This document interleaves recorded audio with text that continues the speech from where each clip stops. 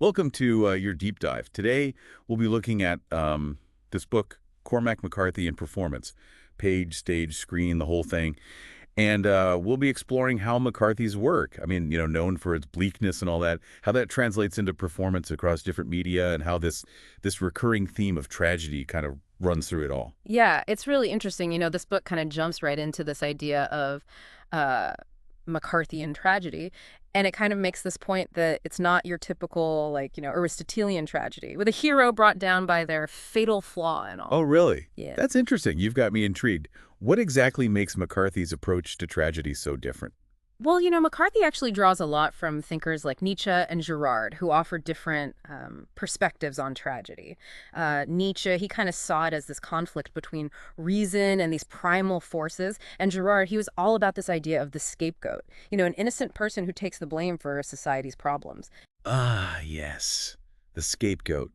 That makes me think of John Grady Cole and All the Pretty Horses. His downfall isn't just because of what he does, but also all these sources he can't really control. Exactly, that's it. A lot of McCarthy's characters, they're crushed by these systems or forces that they can't escape. It adds another layer to their tragic journeys. The book really emphasizes the witness Yes. in McCarthy's work. How does that fit into this idea of McCarthy and tragedy? The witness, oh, they're absolutely crucial to understanding how this whole tragic vision unfolds. Sometimes the witness is actually the reader. You see this in Blood Meridian, right in those opening lines. See the child. It's like it's addressed to us directly, like we're forced to confront the horrors of what's happening. Yeah, yeah, we're not just readers, we're like participants in this tragedy unfolding. Exactly. And sometimes the witness is a character in the story itself, like Billy Parham in All the Pretty Horses, who sees John Grady Cole's downfall, or Sheriff Bell in No Country for Old Men, struggling with the violence of a changing world. So he's putting these witnesses, whether it's us as readers or these characters, like in this position where we can't just turn away from the Yeah. tragedy that's happening. Exactly. But here's something really interesting. This idea of tragedy, it's not just in the novels. This book, it goes into how these themes show up in all kinds of different forms of performance. Did you know that McCarthy's first work, the very first one that was meant for performance, it wasn't even a novel or a play? Oh, really? I didn't know that. What was it then? It was a screenplay, The Gardener's Son. He wrote it with Richard Pierce. It's based on this historical event, happened in a small town in South Carolina back in the late 1800s. It's about this murder that rocks the community and this young man who's, well, let's just say different. That sounds very McCarthy, violence, isolation, and a community trying to deal with this horrific event. What else can you tell us about the screenplay? What Pierce was really drawn to in McCarthy's writing was this negative capability. His stories, they don't give you easy answers. They kind of leave room for all these different interpretations. It's like those endings, Yeah. where you keep thinking about the meaning long after you finish it. I wonder if he used this in other screenplays. Did he write any others? Oh, he did. In the 80s, he wrote a bunch that weren't produced. Like one, it was called Cities of the Plain, which actually later became the last book in his Border trilogy. Oh, wow. That's really interesting. The screenplay and the novel, they have the same title and some similar plot points. Yeah. But what makes them different from each other? Yeah. Well, while they are connected, the character of John Grady Cole, he's really different in each one. In the screenplay, he's kind of reckless. He even gets in a fist fight with Billy. But in the novel, he's much calmer, more in control, especially with horses. Wow, that's quite a difference. Yeah. Do you think those differences in how the character is, written, do you think they reveal anything about how McCarthy's approach to storytelling and performance, evolved? It's really fascinating, right? It suggests that even in those early works, even the ones that weren't produced, he was already playing around with character development and how it comes across in performance. You see his signature themes, but also this willingness to adapt those themes for different mediums. So even back then, in these early screenplays, we can see him wrestling with these big questions, fate, free will, and what it all means to be human. All these questions that would become so central to his later work. Absolutely. And this exploration of different ways of performing, it doesn't end with screenplays. McCarthy, he even tried his hand at theater. He wrote two plays, The Stonemason and The Sunset Limited. I'd love to hear about those. Yep. Tell me about the stonemason. What's it all about? The Stonemason, it's a family drama. It spans a few generations, and it's centered, as you might guess, around stonemasons in Kentucky. It's a pretty complex story about their relationships, their legacy, and how they deal with a world that seems to be leaving their traditional craft behind. It sounds like it touches on that classic McCarthy theme, the old versus the new, trying to hold on to tradition in a modern world. What about the Sunset Limited? What makes that play unique? The Sunset Limited, it's structured like a philosophical debate between two characters, simply named Black and White. They represent these contrasting views on life and death, faith. They get into this battle of ideas and beliefs. Wow, philosophical duel. That sounds intense, especially compared to the family drama of The Stonemason. What do you think drew McCarthy to these two very different approaches to theater? It really shows his range, and his willingness to experiment. Both plays, even though they're so different, are way more dialogue heavy than his novels. It's almost like he's using language to explore human connection and conflict in a way that's more direct, more immediate. So we see him exploring tragedy and performance in all these different ways, Mm. even early in his career. He's not afraid to experiment. But those core themes, they always come through. Exactly, and it doesn't stop there. This book, it also delves into the film adaptations of McCarthy's work. This is where things get really interesting. I mean, everybody knows about the movies, All the Pretty Horses, The Road, and No Country for Old Men.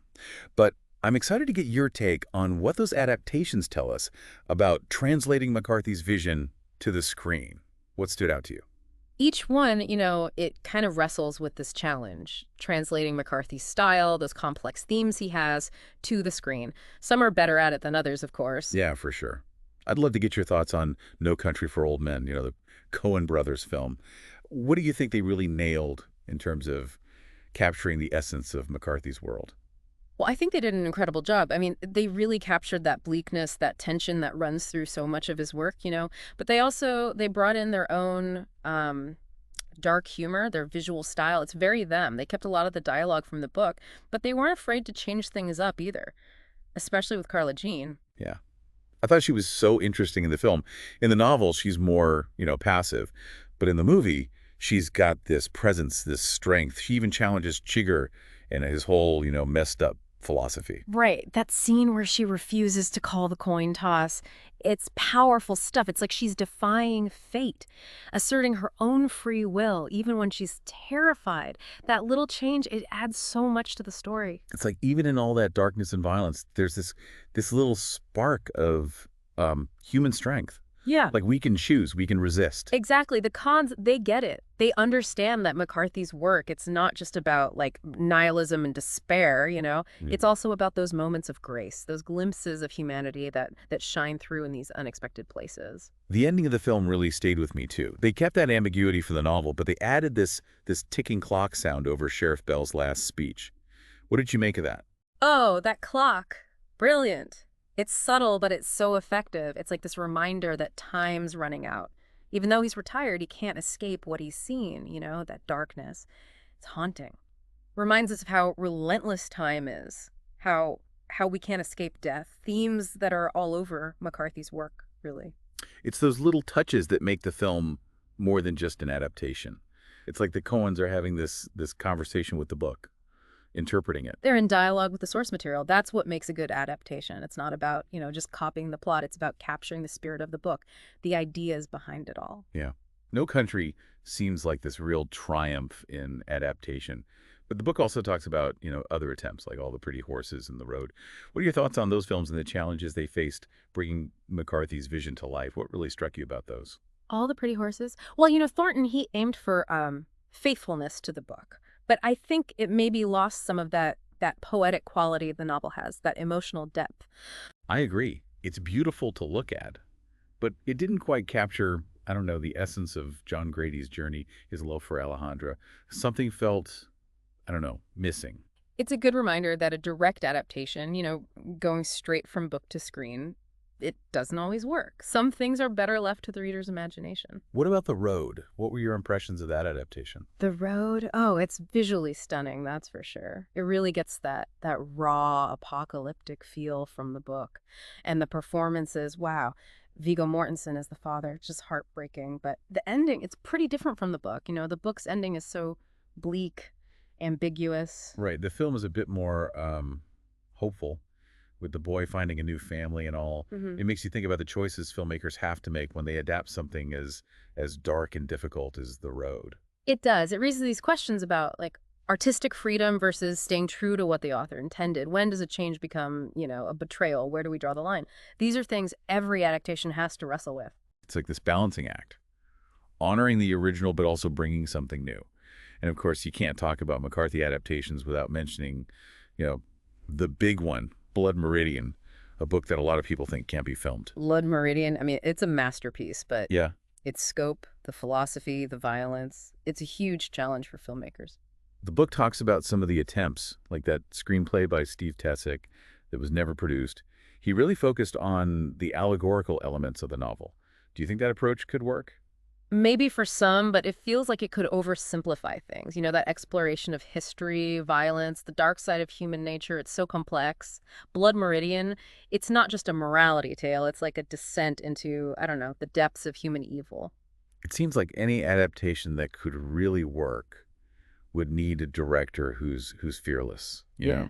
someone who can really confront that darkness head on. Exactly. You need a visionary, someone who gets McCarthy and isn't afraid to push the boundaries of cinema. It's daunting, but like McCarthy himself said, it's not impossible. Until that visionary comes along, Blood Meridian remains this what if, this tantalizing possibility.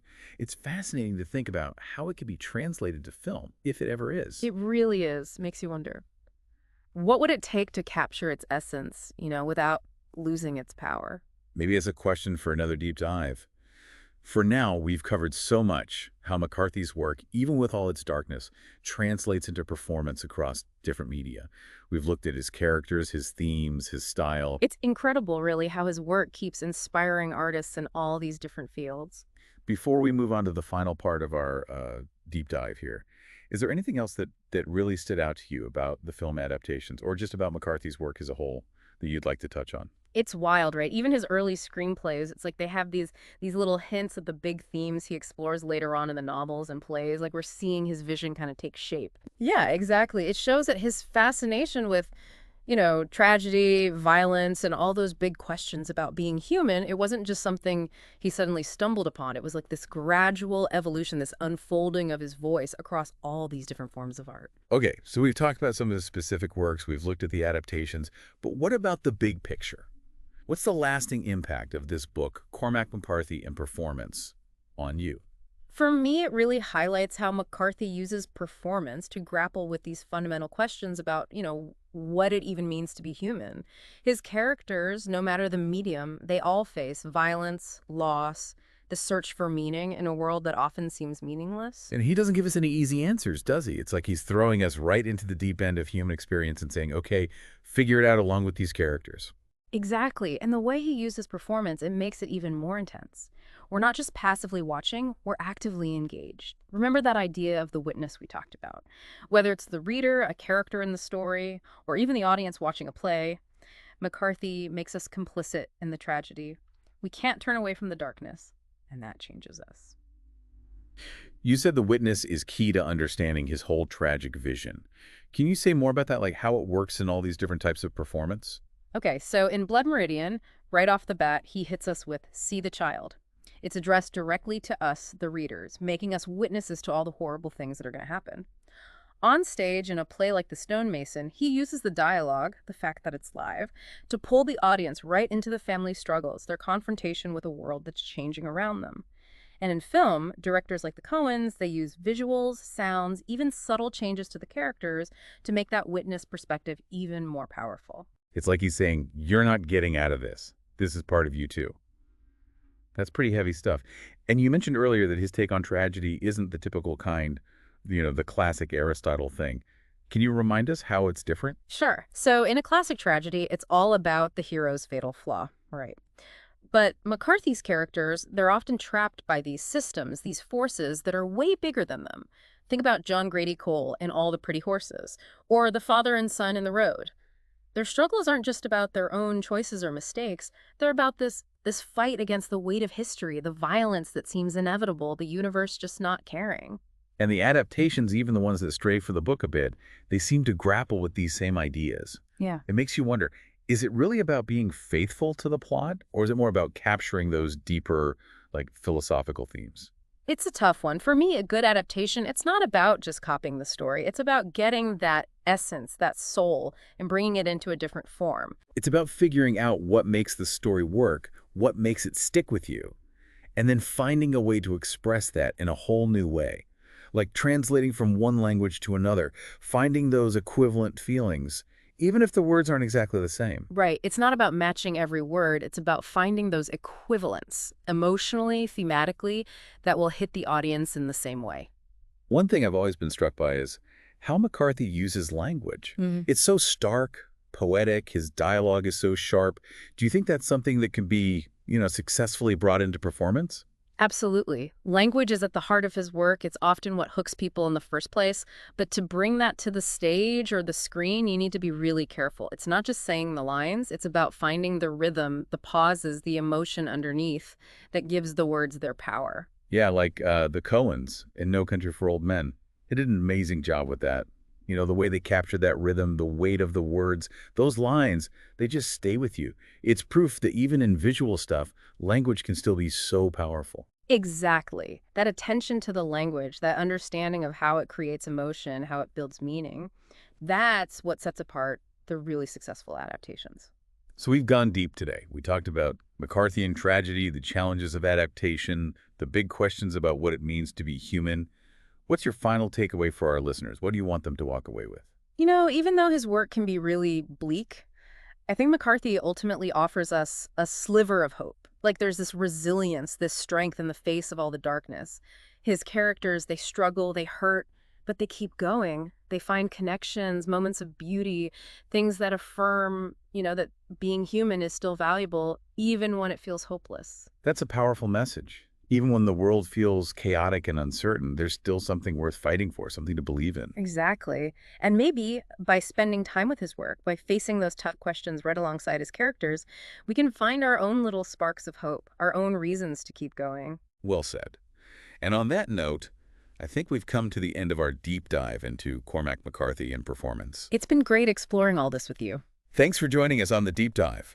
We'll catch you next time for another adventure into the world of ideas.